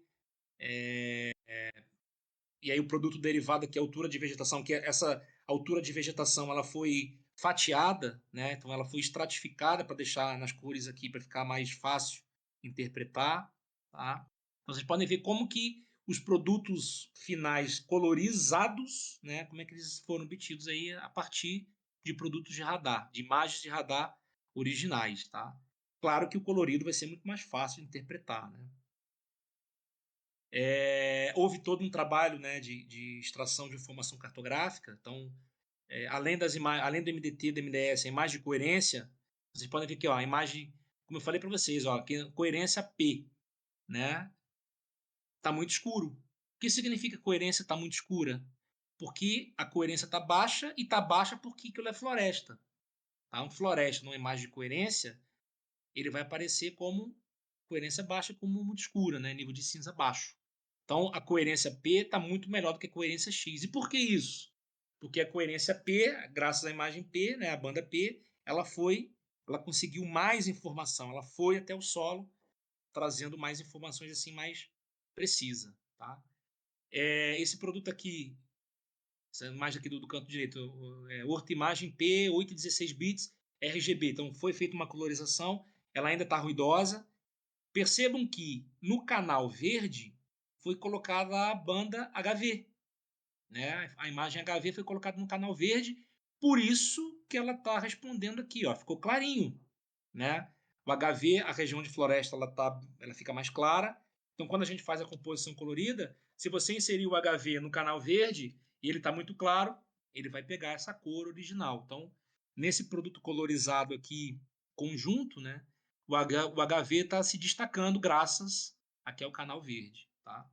Então, foi feita a extração de vegetação, altimetria, hidrografia e planimetria, que são as 4 grandes principais categorias de informação de um produto cartográfico, né? Conteúdo de informação. A vegetação, altimetria e hidrografia foi feita aí foram empregadas técnicas de processamento digital de imagem e a planimetria assim, facilitado pela interpretação visual, tá? Então essas camadas aqui, depois no final, elas são todas justapostas, né, no software, por exemplo, no QGIS, e aí a gente consegue ter a informação resultante da cartografia, tá? Então, coerência, ortoimagem, componentes principais, tá? Que é uma técnica específica aí de PDI, né, de processamento digital de imagem, quando a gente tem muita informação e aquela muita informação pode ser sintetizada de uma coisa menor, né? A gente lança a mão dessa transformação por componentes principais. Então, todas essas componentes aqui, elas nos ajudam, né, a fazer a extração de informações devidas, da primeira componente até a enésima componente, tá? Há também a necessidade de um processo de edição vetorial para poder fazer a construção dessa máscara de rios, né? A questão da hidrografia não pode ser negligenciada, mas na Amazônia, né? Não só, nem só de vegetação vive a Amazônia, tá? Então também tem a questão aí da hidrografia que teve que ser lançada, né? E também da questão da altimetria. Então a altimetria e a hidrografia caminham lado a lado, né? Para não ter aquela situação de rio subir, o rio desce, né? Essa questão topológica, validação, curvas de nível de altimetria diferente que se interceptam. Então, trabalhos assim de refinamento na edição vetorial e tal. Esse trabalho, né, essa acurácia, tudo tem que ser feito aí com auxílio também das imagens de radar, né, e dos modelos digitais, as imagens tanto imagem de amplitude, como modelo digital, como imagem de coerência, principal componentes. Todos os produtos gerados auxiliaram na questão da produção cartográfica. Tá? Bom, pessoal, então, em termos de radares imageadores, que eu consegui, acho que acabei passando bastante do tempo aí, uma parte, né, tanto da teoria como aplicações práticas aí de imagens, tá? Que eu pude colocar para vocês aqui para poder elucidar um pouco desse tema, tá? E é isso aí. Agradeço mais uma vez o convite e pode me mandar mensagem, falar de radar, eu vou me empolgando, vou falando e agora também graças ao doutorado o laser, né? O LiDAR também a gente vai se empolgando aí, vai falando bastante. Eu também gosto também de poder ajudar em trabalhos de processamento de imagem, né? De aquisição de geoinformação. Então é minha praia. Não sou tanto assim da programação como, por exemplo, Natália, mas eu sou mais do escrever, do analisar a imagem, né? E é isso aí. Obrigado. Nós aqui agradecemos, Daniel, por essa palestra riquíssima, que na verdade a gente pode dizer que foi até uma aula, né? Com certeza eu vou ter que assistir de novo, porque foi bastante informação. Você trouxe. Muita coisa. Não, mas foi num sentido ótimo, porque muita coisa eu não sabia. Eu não sabia que existia bandas radar. Pra mim, radar é uma coisa só, uma banda só, né? E pra mim foi uma novidade. Eu, na qualidade de uma pessoa leiga, fiquei bastante surpresa. E eu acho que agora a gente pode abrir para as perguntas, né, pessoal? Vocês tem perguntas, curiosidades? Bom, por enquanto eu tô absorvendo ainda. Eu vou. Então eu vou abrir a rodada. É muita coisa mesmo, pessoal. Assim, até eu falei, caramba, o que eu vou falar, né? Como é que eu vou sintetizar para também não ficar muito, sei lá, vazio, assim, de conteúdo, meio sem nexo. Eu procurei deixar didático e linearizado na sequência, né? Para lá no final, quando falar das aplicações, para poder retomar aqui alguma coisa que eu falei no começo e tal. Mas é muita coisa mesmo. É um tema bem físico, matemático, computacional. Assim. A apresentação, Daniel, ficou muito boa. O problema é que não é um assunto que é muito acessível, né? A gente chegar a sentar e realmente tá mais pesquisa e tem a possibilidade. Eu não entendi bem a pergunta. Vocês conseguiram entender o Matheus? Não foi numa pergunta. Desculpa, pessoal, meu microfone tá em cima. Deu uma travada aí. Mas eu achei a apresentação ali muito boa, Daniel. Só que essa sensação que o pessoal tá tendo, né, de que é muita coisa, é porque não é um assunto que é muito acessível. Sim. A gente não consegue acesso fácil a esse tipo de imagem para análise e material até de estudo mesmo nessa área. Uhum. Não é algo que é tão comum, por exemplo, quanto você analisar uma imagem fotográfica. Entendeu? Sim, imagem ótica, né? Pois é. Isso. Então, Tá assim, falando- se você tiver até algumas sugestões de fontes ou livros que falem sobre isso, seria interessante. Sim. Uhum. Tem acho que é do Anderson e Lewis, que são autores bem famosos aí na processamento de imagem SAR, né? É que assim, na verdade eu fiz o mestrado, trabalhei com imagem de radar lá em Brasília, no quartel, e manipulando mesmo imagem de radar 2017, até 2017, né? E aqui agora no doutorado eu vim trabalhar com outra tecnologia que é o LiDAR. Aí eu meio que deixei um pouco o radar, mas tem muita referência, muita bibliografia sobre processamento SAR, né? Eu vou ver se eu acho aqui alguma coisa e mando assim direcionado para a Natália, ela repassa aí. A gente Beleza. criou aí. A gente tem um site pra isso também, colocar lá depois as referências dos que foi citado aqui. Já achei alguma coisa sobre isso, dos The SAR Handbook, NASA Technical Reports. Isso, Bom, e também assim tem um lance, né? Tipo, pelo menos você falou sobre a questão da floresta, né? Então são aplicações mais específicas, né? Pelo menos eu não consigo imaginar em outro lugar esse tipo de aplicação, sabe? Sobre radar. Então também tem a especificidade da técnica, né? Onde ela vai ser usada. Falando disso aí, Os estudos de radar para a Amazônia começaram ali em 2000, uma campanha que o INPE fez. Inclusive o INPE tinha um centro de pesquisa lá nessa vila de São Jorge, né?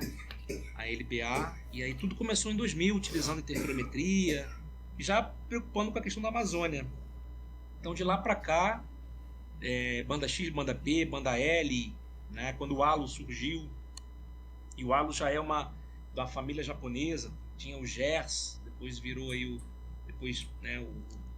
ALOS, agora aí o mais recente o Sentinel, na banda C. É muito assim mesmo, a menina dos olhos, digamos, do radar seria a questão realmente da vegetação, né? Pela polarimetria, pela penetrabilidade na floresta.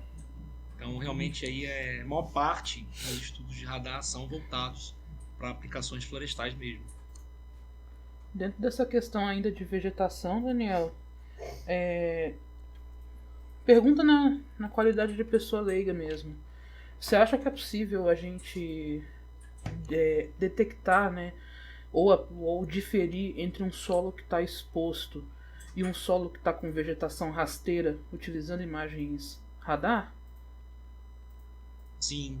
É possível? Só que, aí depende muito aí no caso da resolução, né? A resolução Uhum. espacial vai interferir nisso. Aí já não é nem tanto mais a questão da penetrabilidade. Com a banda P, por exemplo, né? Banda X, banda P, informação conjunta. Mas como é rasteiro, assim, não seria tão diferente altimetricamente falando. Mas aí já na questão da resolução, quanto menor for a resolução, mais diferenciado vai ser. Entendi. No Mas caso, entra- então, No caso aí seria mais utilizado mais a banda P, né? A banda P ela vai conseguir diferenciar, sabe? uhum, O nível de cinza do solo exposto em relação ao nível de cinza da gramínea, da vegetação rasteira, por menor que seja a diferença, mas ele vai conseguir registrar melhor do que a banda X. Ao detectar isso numa plantação de soja, daria então. Sim, Soja é uma vegetação que não vai ser tão alta, né? Então dá pra ver alguma coisa, mas numa vegetação tipo cana de açúcar, que na maturidade dela, ela tem uma altura específica, tipo 2 metros, eu acho, até mais.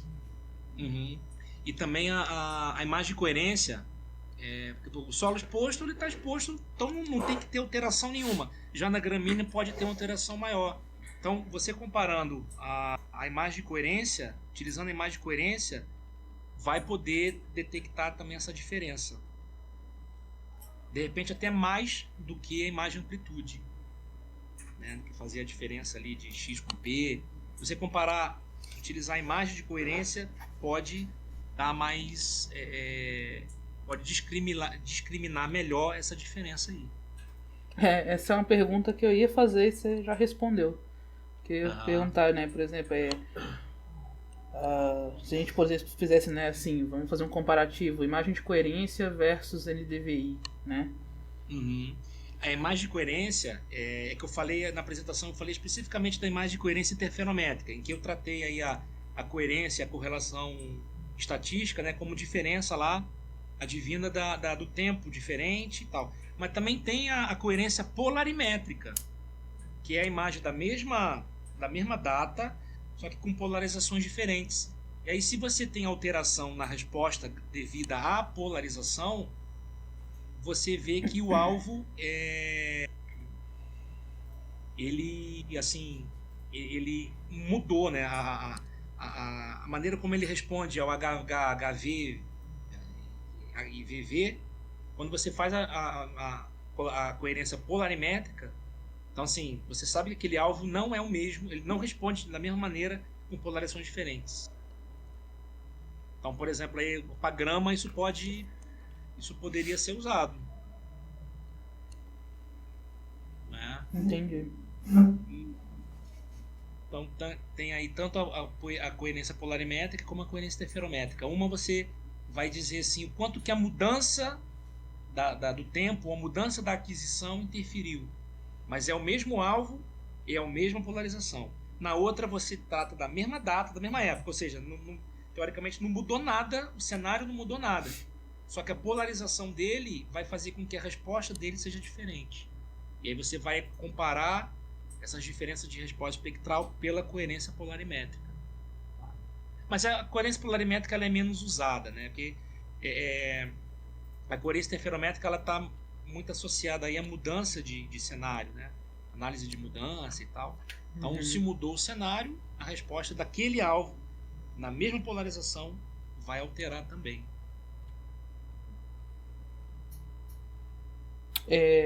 Mais uma perguntinha aqui. Agora eu vou dar uma de fotogrametrista, né?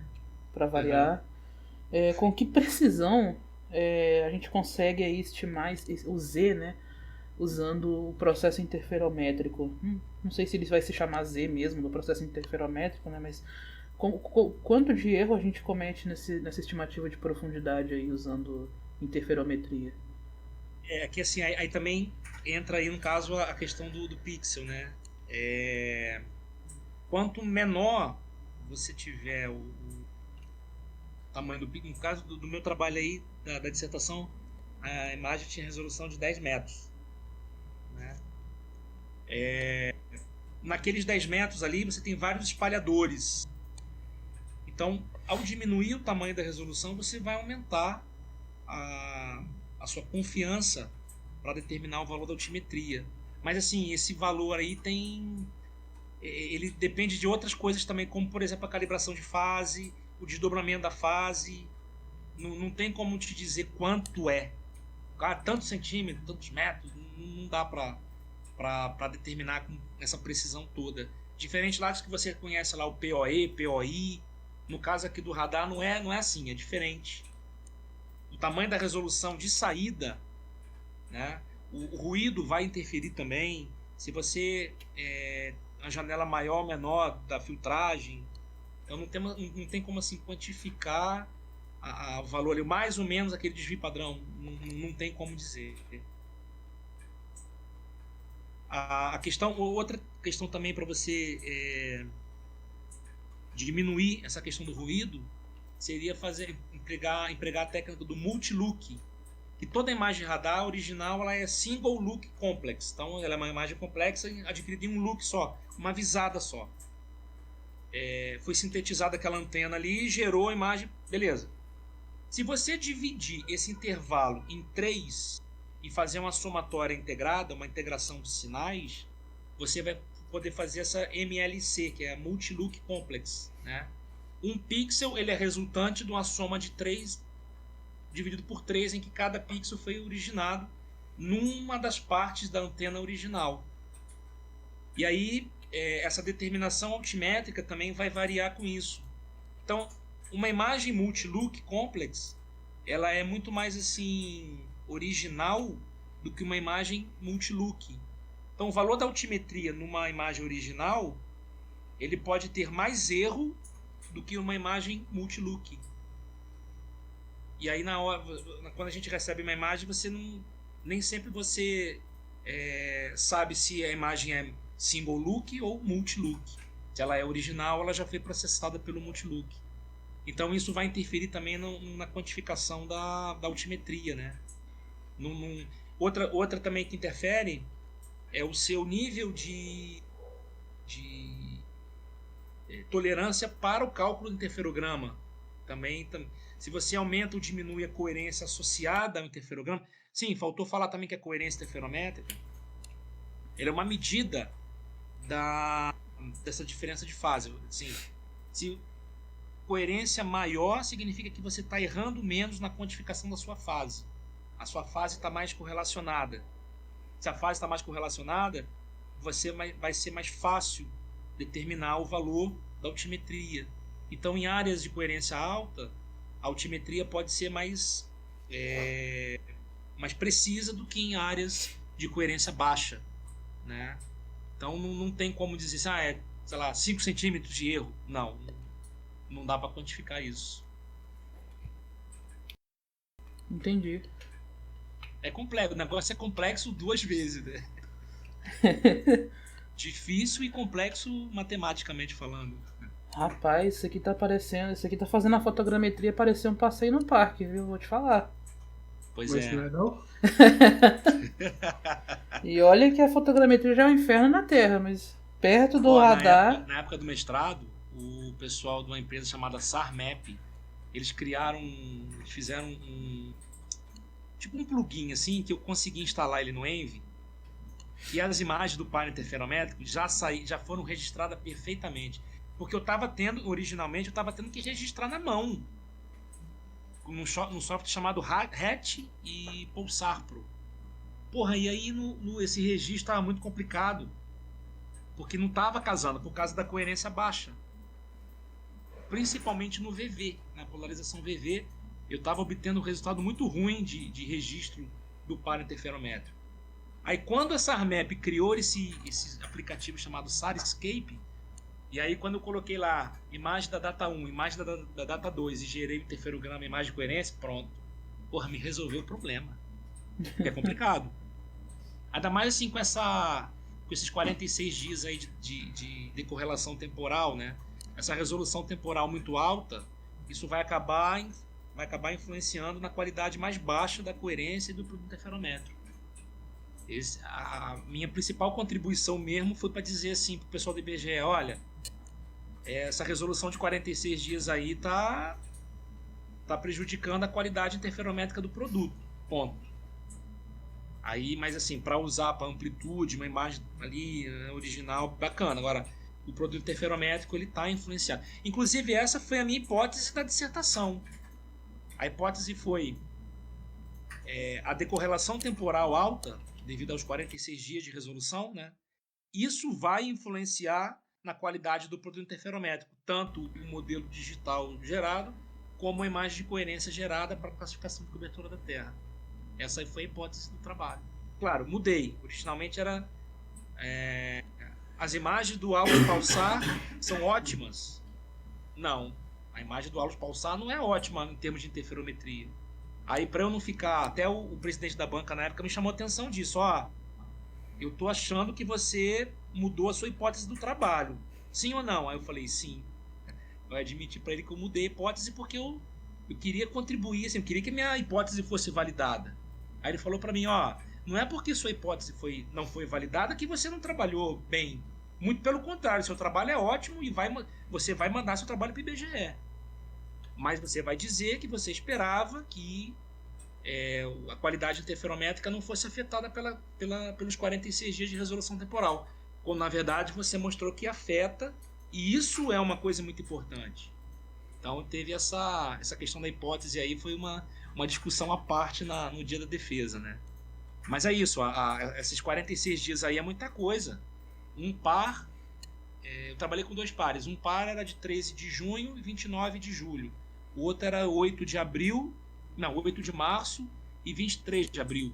Então um pegou uma fase mais seca da Amazônia, o outro pegou o final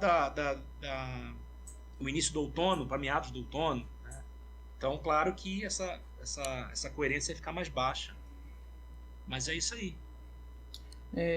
Você falou dessa questão da resolução temporal, né? Parece que você está dentro da minha mente, porque você está respondendo um tanto de pergunta que eu tenho aqui antes mesmo de eu perguntar. Vamos falar agora um pouco de fusão de dados, né? Porque você falou aí das limitações dos sensores ópticos e também do radar. Então acho que, assim, na minha visão de um observador externo, eu acredito que uma boa seria a gente conseguir trabalhar com uma fusão de dados, né? Dados ópticos e dados do radar. Você acha que existe aí, ou você já sentiu alguma dificuldade em trabalhar com a fusão dessas duas informações, principalmente na questão da resolução temporal? Por exemplo, eu não sei se satélites, né, imageadores ópticos e os satélites radar, eles trabalham, né, sincronizados. Provavelmente não, né? Mais fácil que eles não trabalhem sincronizados. Então, às vezes, você vai ter uma imagem radar de uma região e a de satélite, sei lá, é de 20 dias depois. Você acha que essa diferença de resolução temporal entre eles também atrapalharia a fusão de dados? Atrapalha. Que aí o seu conteúdo temático pode ficar prejudicado. Outra coisa também, eu falei lá que até para classificar, né? Um exemplo disso seria da classificação. Você está querendo classificar um dado de radar com uma imagem ótica. Claro, elas têm que estar o mais próximo possível na data. Senão vai dar problema. Se você olhar ali, eu falo, mas já teve... Aqui já não está mais tão primária. A floresta não está mais tão primária. Você vai ter uma certa dúvida até na hora de selecionar as amostras ali, para que está na fusão.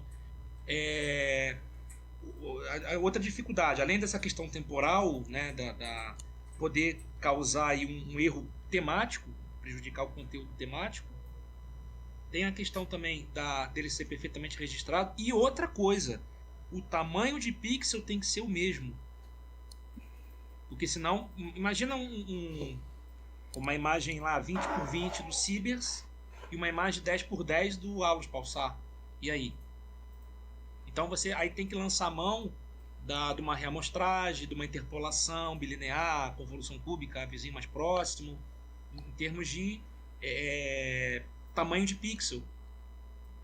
Porque senão também você vai estar inserindo erro nessa fusão. Né? Então, além do tamanho, tem a quantidade de pixels ali, né? Tem que estar perfeitamente registrada, e também essa questão temática temporal, a data mais próxima possível. Né? Quando para definir essas amostras aí já foi um probleminha também. Na época, lá no mestrado, essa definição de amostras aí, mais gente estava trabalhando com essa região. Nós juntamos todo mundo lá num auditório, projetamos as imagens ali. Já tinha um pessoal ido a campo lá no Tapajós. O pessoal escreveu ali os dados de campo e tal. Aí, assim, usamos esses dados topográficos também, além das imagens, né? Então, que a imagem poderia inferir a gente uma certa mudança do cenário por conta dessa variação temporal. A cidade já está maior, já tem uma outra construção ali, uma árvore que caiu, né? Então essa questão temporal realmente pode afetar sim no conteúdo temático do registro do óptico com radar, que vai impactar na fusão, né? A fusão vai ficar prejudicada sim. Eu vou pergunta que deve ser um pouco lógica, mas deve ter algum limite de engenharia. Por que esses dois sensores estão juntos? O RGB e o radiométrico no satélite? É porque assim, o RGB é é que todo canal, toda banda, né, ela sempre vai, uma banda vai ser sempre nível de cinza. E o valor do nível de cinza está intimamente relacionado com sua resolução radiométrica, que é o número de bits para poder armazenar aquilo em nível de cinza e tal. O RGB ele vem de uma composição em que cada banda ela é um nível de cinza.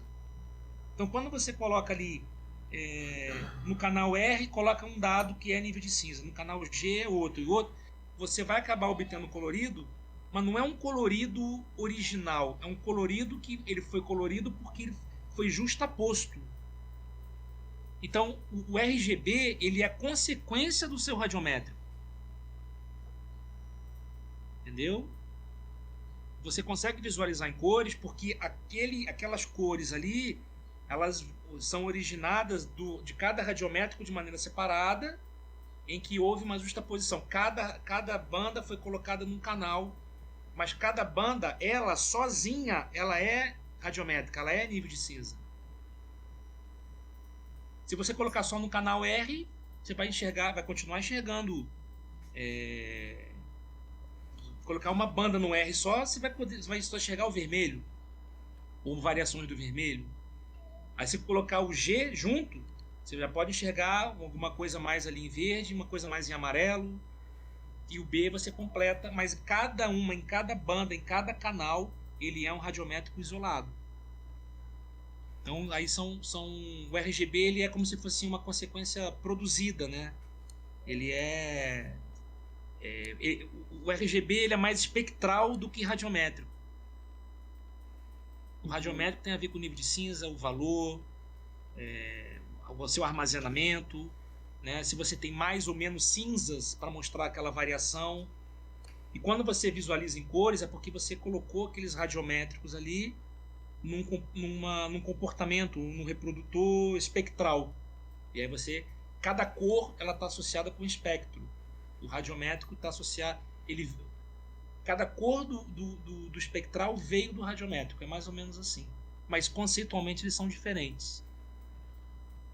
É que eu acho que entra também a questão da operacionalidade desses sensores, né? Os sensores ópticos, eles são passivos. Isso. Né? Enquanto que o radar, ele é ativo. Então, assim, eu também não sei os custos de colocar esses dois tipos de sistemas num satélite só. Então, eu acho que essa pergunta é bem interessante. Então, assim, a minha hipótese nesse momento é que se não existe é porque não foi viável de alguma forma, ou economicamente, ou operacionalmente, né? Esses sensores, eles funcionam de forma muito diferente. E eu também não sei a que ponto essa antena ela ia interferir ali também no trabalho do sensor óptico, né? Sim. Na verdade, viável econômico deve ser, né? Porque os dois existem, mas operacional deve ter algum problema. Não, mas é o que eu tô falando. Se eles não estão juntos no satélite é porque não dá, cara. Provavelmente alguém já pensou nisso e já chegou à conclusão que não seria bom. Quer ver uma outra coisa aí? Não existe plataforma orbital que opera com banda P.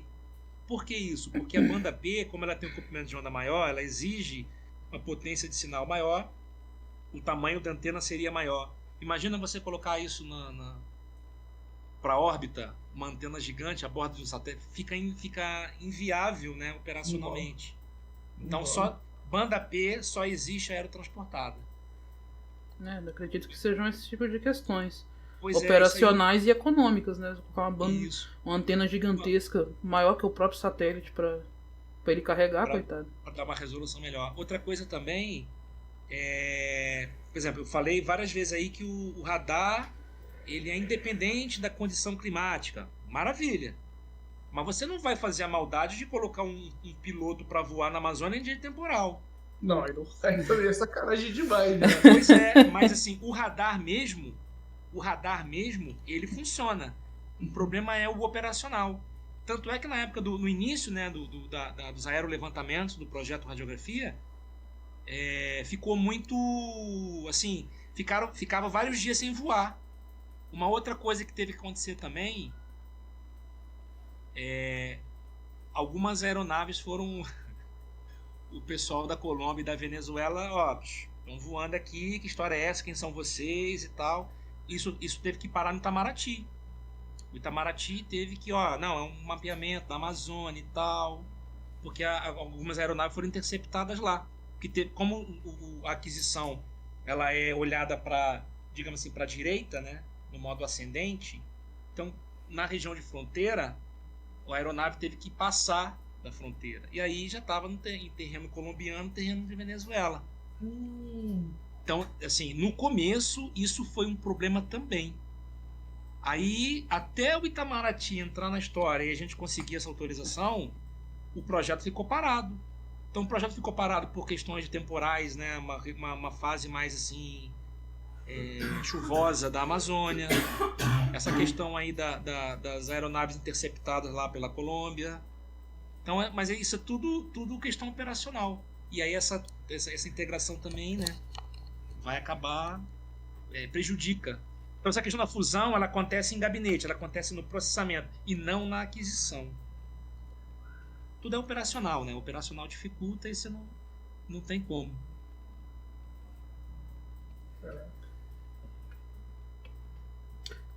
Histórias aí do projeto. Só a parte técnica é fácil, né? O resto fica difícil. Pois é. Imagina se você voa lá e tal, chega no gabinete, ixi, os dados não ficaram bons, ficaram tudo ruidoso, não dá para enxergar nada isso aqui. Voa de novo. Então tinha que ter ali o controle de qualidade a bordo, né? Poder, não, beleza, pode seguir, toca processo e tal. Essa questão, a questão operacional é complicada. Falando agora de aplicações em ambientes indoor, você acha que o radar ele traz informações, ele agrega valor quando a gente fala de mapeamento de ambientes indoor, ambientes internos? Então, nesse caso eu acho que, assim, opinião minha ficaria muito para uma coisa pequena em termos espaciais, tá? Não pequena em termos de valor, né? Em termos de a energia gasta numa aquisição de radar é muito grande. Comparado com um laser scanning indoor, né? Uhum. Um TLS, no caso, laser terrestre. É muito, assim, sabe? Até pela própria antena. Como é que você vai botar antena numa sala? Né? Eu acho que fica demais para uma coisa menor. No popular aí, lavar porco com sabonete, mais ou menos isso. É o termo que a gente usa, né? Quer falar aí acaba sendo lavar porco com sabonete. Acho que é uma energia gasta, é todo um processamento complicado para uma coisa, né, indoor, por isso que o laser é mais apropriado. Entendi. Aí seria tiro de canhão e mosca, né? Isso Ou aí. Porco com sabonete. Isso aí. Porco com sabonete.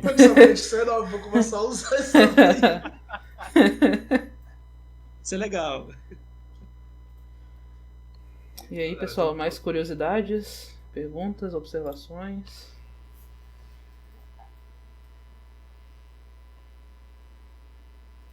Acredito que não. Eu vou considerar isso como não. Monopolizando aqui a conversa, né, Natália? É complicado. Bom, eu vou parar a gravação então. Uhum.